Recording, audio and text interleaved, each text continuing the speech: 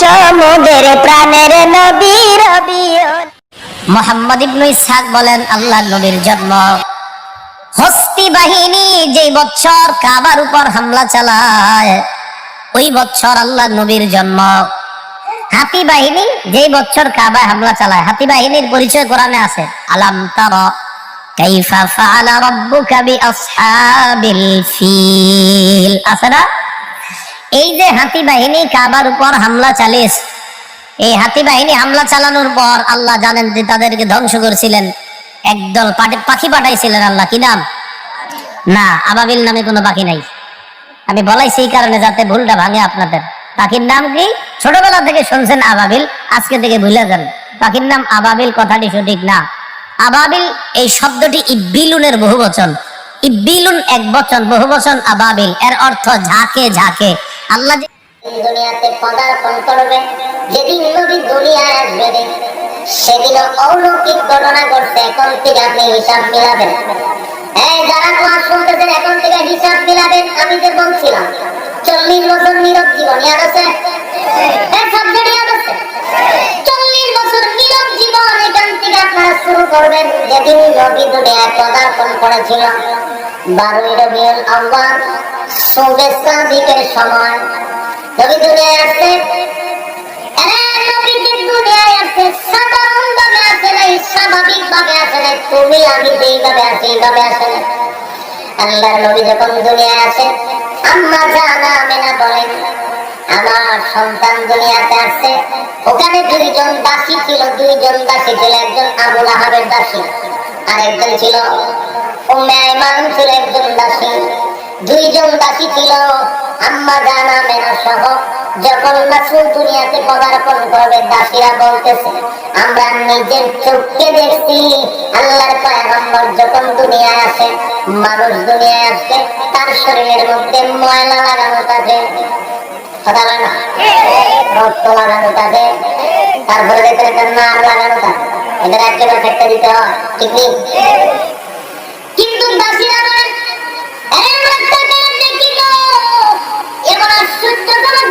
পৃথিবীতে আর কারো হয় নাই, হবেও না। আমরা তাকে দেখি মুহাম্মদ যখন দুনিয়াতে পদার্পণ করেছে, কে যেন তারে গোসল করাইয়া পরিষ্কার করাইয়া, একেবারে পরিষ্কার গোসল টোসল করাইয়া কে যেন পাঠাইছে মেসকে আম্বর লাগাইয়া। আসার পরে গোটা ঘরটা যেন সুগানে মুখরিত। হুমায়ুন বলেন আমি তাকে দেখি গো, পয়গম্বর দুনিয়াতে আসার সাথে সাথে যেই মাত্র দুনিয়াতে ভূমিষ্ঠ হয়েছে তখনই উনি আল্লাহর কুদরতি পায়ে সেজদায় পড়ে গেছে। সেজদায় পড়ে দীর্ঘক্ষণ সময় সেজদায় পড়ে আছে। আম্মা জানা আমেনা বলেন আমি মনে করেছি সেজদায় পড়ে আমার ছেলে দেখি গুনগুনাইয়া কান্দে। হায় রে আমার ছেলে কেন কান্দে? মানুষও কান্দে, আমার নবীও কান্দে, কিন্তু ব্যতিক্রম। নবী সেজদায় পড়েন, আম্মা জানা আমেনা কাছে গিয়ে দেখে মুহাম্মদ কান্দে। সেজদায় পড়ে আব্বি হাবিলি উম্মতি।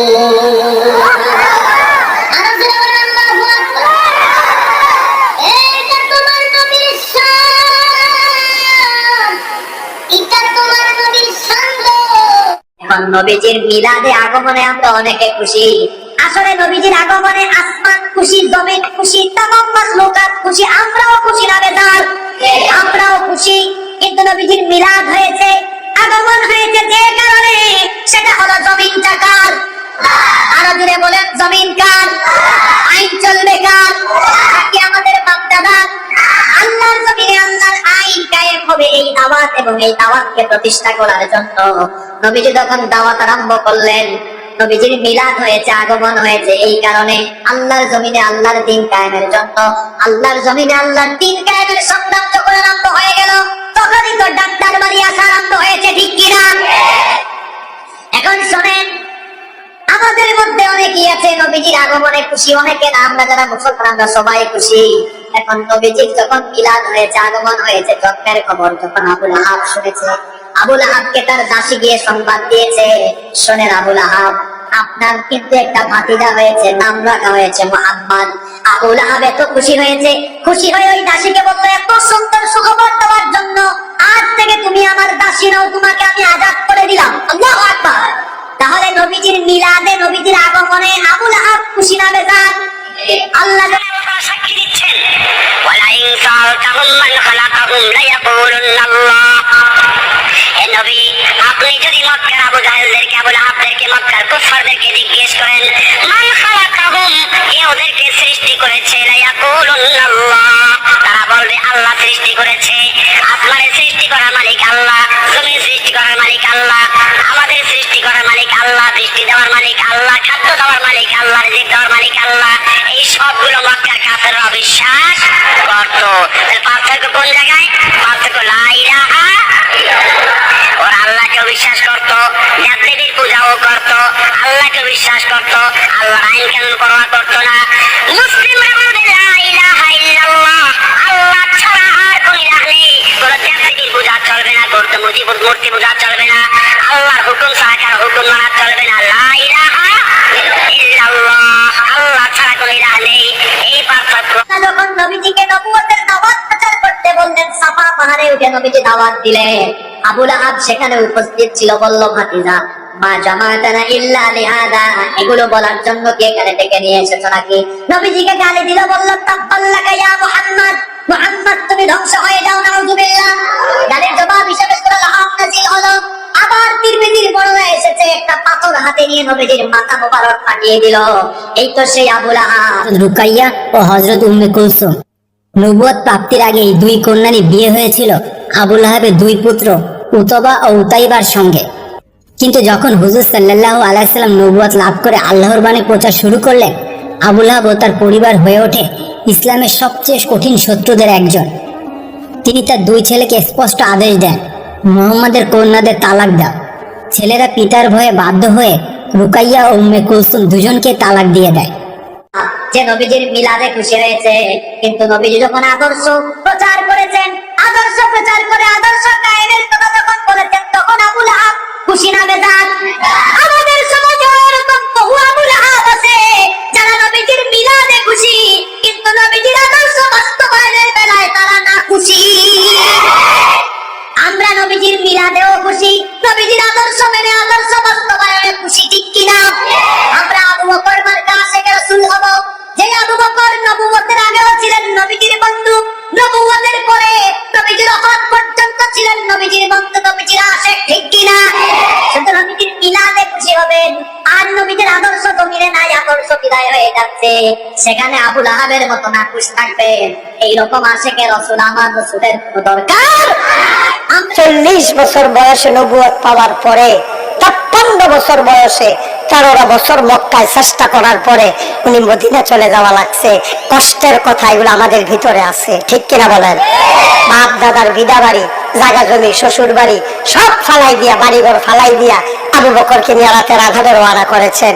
মাঝ নিথর নিস্তব্ধ পৃথিবী, কেউ জানা নাই, নবী রওনা করেছেন। ঘর থেকে বাড়িয়া আকাশের দিকে তাকাইয়া চোখের পানি ছেড়ে দিয়েছেন। সুবহানাল্লাহ বলবেন না? আল্লাহর নবী আকাশের দিকে তাকাইয়া চোখের পানি ফেলে কান্দে। নবী ডাক দেয়, আকাশে, ও মক্কার আকাশ, তোর সাথে আমার আর দেখা হবে না, আমি চলে যাব মদিনায়। আল্লাহর হুকুম এসেছে, মক্কার মানুষগুলো আমারে থাকতে দিল না। নবীর কলিজারা কান্দে উথাল পাথাল হয়ে গেল, গাল বেয়ে টপ টপ করে পানি পড়ে। নবী হাঁটতে হাঁটতে খাবার কেনারে চলে গেলেন বিদায় নেওয়ার জন্য। আল্লাহর নবী খাবার কেনারে গিয়ে দাঁড়ালেন, খাবার দিকে তাকায় কথা কয়, খাবার ও খাবার, তোর মাঝে আমি কত নামাজ পড়েছি, তোর চতুর্পার্শ্বে তাওয়াফ করেছি, তোর সন্তানেরা আমারও থাকতে দেয় না, আমার নাকি মক্কা ছেড়ে চলে যাওয়া লাগবে, তোর সন্তানেরা মিটিং করে আমার বিদায় করে দিতে চায়।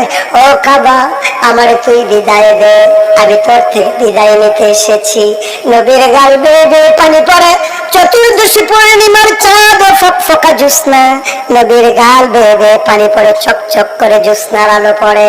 নবী কাবার গায়ে হাত রাখলেন, কাবার গায়ে হাত বোলালেন, চোখের পানি ছেড়ে দিয়ে নবী কাবার লগে কথা কয়।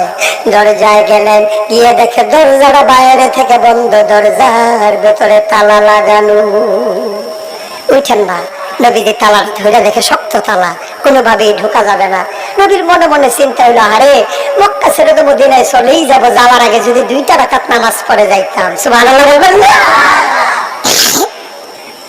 আল্লাহর নবী আস্তে করে কাবার ওই তালার চাবিওয়ালা যেতে, তার ঘর ছিল পাশেই, গিয়ে দেখি ভেতর থেকে দরজা বন্ধ, মাঝরাত, কেউ জাগনা নাই, পাখিগুলো ঘুমিয়ে পড়েছে আপন নিরে।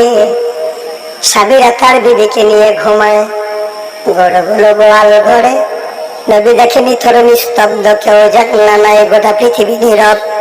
আস্তে করে আমার নবীজি ওই চাবিওয়ালার দরজার সামনে গিয়ে দাঁড়ালেন, আস্তে করে কড়া নাড়া দিলেন, দরজা খুলে না।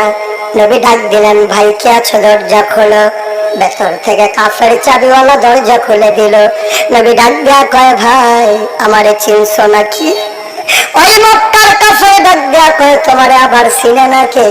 তুমি বাপ দাদার ধর্মের মুখে চুনকালি মাখাইছো, তোমারে চিনে না এমন কেউ আছে নাকি? কেন এসেছো, দূর হয়ে যাও।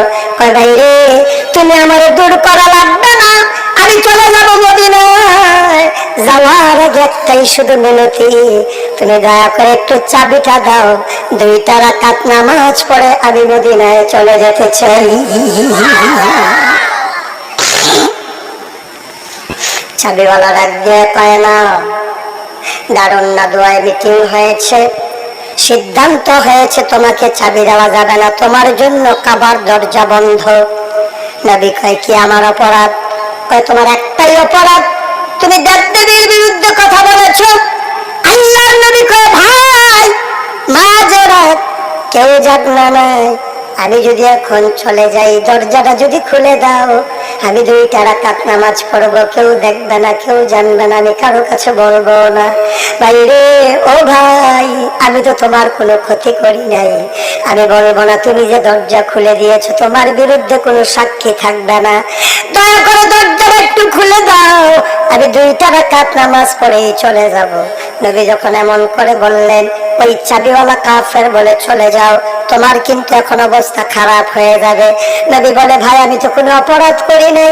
নবী খপ করে কাফের হাতটাকে ধরলেন, কাফের হাতটাকে ঝাড়া দিয়া নবীরে ফেলে দিয়ে ওই গলার ভেতরে ধরে নবীরে এমন জোরে একটা ধাক্কা মারলেন, আমার দুজাহানের বাদশা নবী ওই কাফের ধাক্কা সইতে না পেরে উল্টে মাটির উপরে পড়ে গেলেন।